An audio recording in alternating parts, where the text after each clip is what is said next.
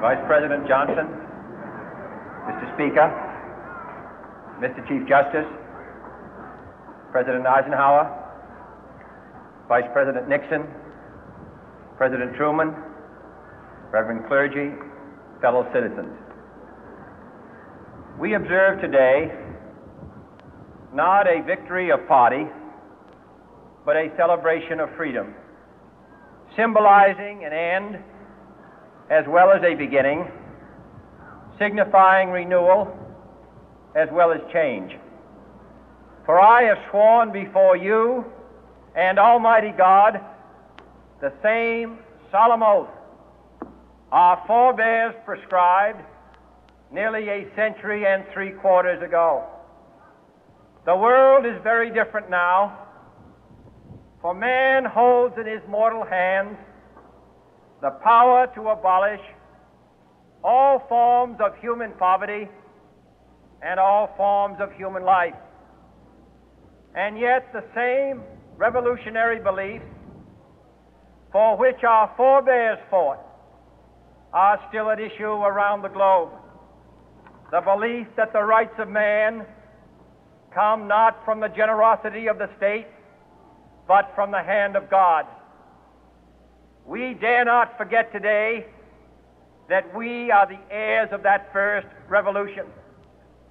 Let the word go forth from this time and place to friend and foe alike that the torch has been passed to a new generation of Americans born in this century, tempered by war, disciplined by a hard and bitter peace, proud of our ancient heritage, and unwilling to witness or permit the slow undoing of those human rights to which this nation has always been committed and to which we are committed today at home and around the world.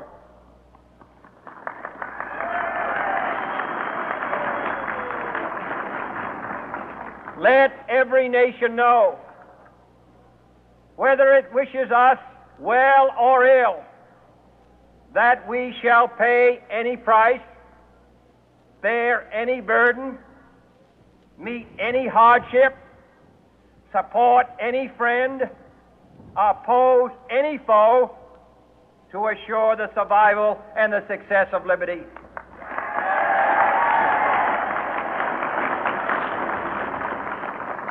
This much we pledge and more.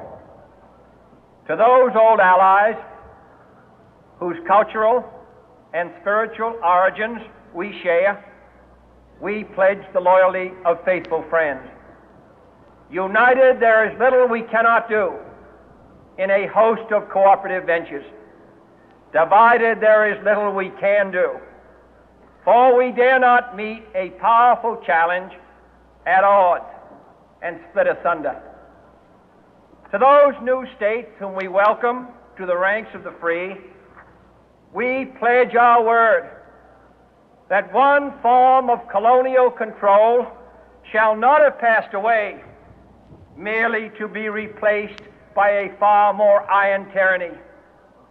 We shall not always expect to find them supporting our view, but we shall always hope to find them strongly supporting their own freedom, and to remember that in the past, those who foolishly sought power by riding the back of the tiger ended up inside.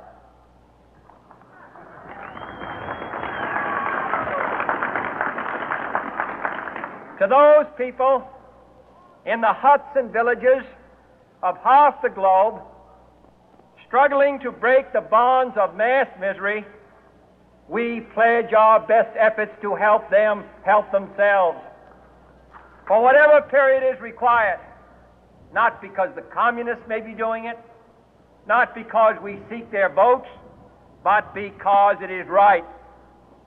If a free society cannot help the many who are poor, it cannot save the few who are rich.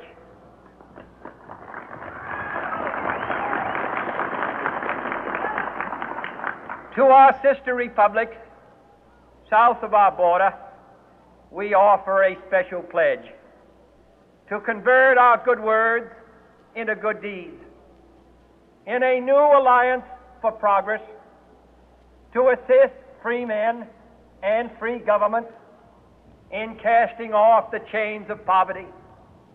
But this peaceful revolution of hope cannot become the prey of hostile powers. Let all our neighbors know that we shall join with them to oppose aggression or subversion anywhere in the Americas.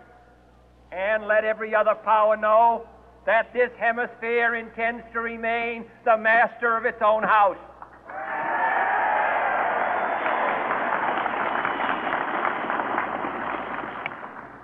To that World Assembly of Sovereign States, the United Nations, our last best hope, in an age where the instruments of war have far outpaced the instruments of peace, we renew our pledge of support to prevent it from becoming merely a forum for invective, to strengthen its shield of the new and the weak, and to enlarge the area in which its writ may run. Finally, to those nations who would make themselves our adversary, we offer not a pledge, but a request that both sides begin anew the quest for peace. Before the dark powers of destruction, unleashed by science, engulf all humanity in planned or accidental self-destruction, we dare not tempt them with weakness, for only when our arms are sufficient beyond doubt can we be certain beyond doubt that they will never be employed. But neither can two great and powerful groups of nations take comfort from our present course, both sides overburdened by the cost of modern weapons, both rightly alarmed by the steady spread of the deadly atom, yet both racing to alter that uncertain balance of terror that stays the hand of mankind's final war. So let us begin anew, remembering on both sides that civility is not a sign of weakness, and sincerity is always subject to proof. Let us never negotiate out of fear, but let us never fear to negotiate.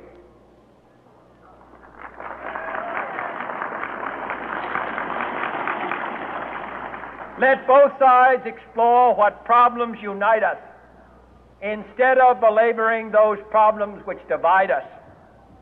Let both sides, for the first time, formulate serious and precise proposals for the inspection and control of arms, and bring the absolute power to destroy other nations under the absolute control of all nations.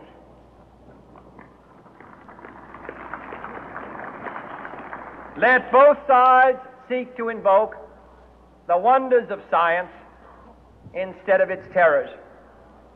Together, let us explore the stars, conquer the deserts, eradicate disease, tap the ocean depth, and encourage the arts and commerce. Let both sides unite to heed in all corners of the earth the command of Isaiah to undo the heavy burden and let the oppressed go free. And if a beachhead of cooperation may push back the jungle of suspicion, let both sides join in creating a new endeavor, not a new balance of power, but a new world of law, where the strong are just and the weak secure and the peace preserved. All this will not be finished in the first 100 days, nor will it be finished in the first 1,000 days, nor in the life of this administration. nor even perhaps in our lifetime on this planet. But let us begin.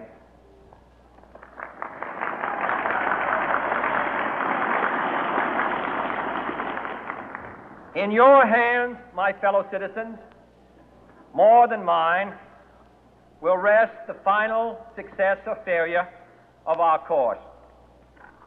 Since this country was founded, each generation of Americans has been summoned to give testimony to its national loyalty. The graves of young Americans who answered the call to service surround the globe. Now the trumpet summons us again, not as a call to bear arms, though arms we need, not as a call to battle, though in battle we are, but a call to bear the burden of a long twilight struggle, year in and year out, rejoicing in hope, patient in tribulation, a struggle against the common enemies of man, tyranny, poverty, disease, and war itself. Can we forge against these enemies a grand and global alliance, north and south, east and west, that can assure a more fruitful life for all mankind? Will you join in that historic effort?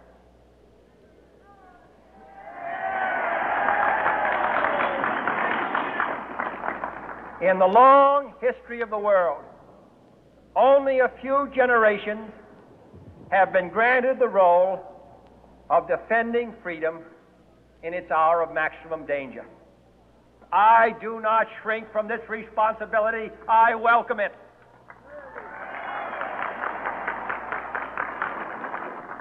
I do not believe that any of us would exchange places with any other people or any other generation. The energy, the faith, the devotion which we bring to this endeavor will light our country and all who serve it. And the glow from that fire can truly light the world. And so, my fellow Americans, ask not what your country can do for you, ask what you can do for your country.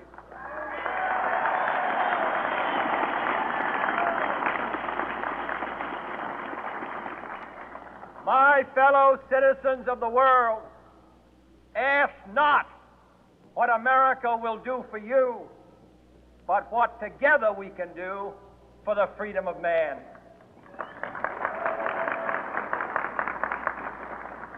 Finally, whether you are citizens of America or citizens of the world, ask of us here the same high standards of strength and sacrifice which we ask of you.